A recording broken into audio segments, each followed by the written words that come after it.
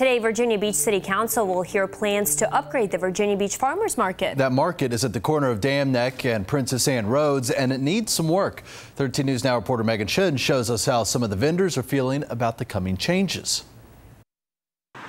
At the Virginia Beach Farmers Market, you'll see businesses ranging from restaurants to booths. This is what we're famous for. People just love our shelled butter beans.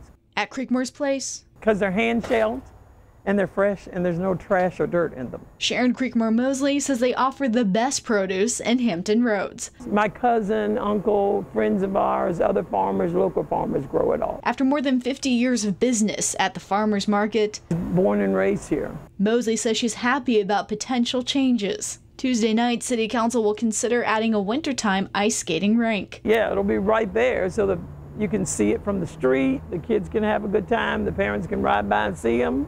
Possible improvements also include swapping gas generators for electrical generators used during annual events like carnivals. The Virginia Beach Director of Agriculture says when it's not as warm outside like it is right now, having an electrical upgrade will bring more business here to the farmers market in Virginia Beach. I think it'll be fun. Customers say they would like the new features like ice skating. Don't have to go to MacArthur.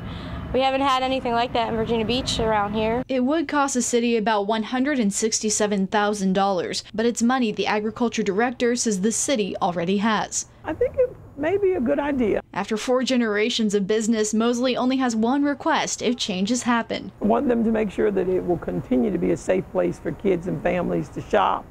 In Virginia Beach, Megan Shinn, 13 News Now.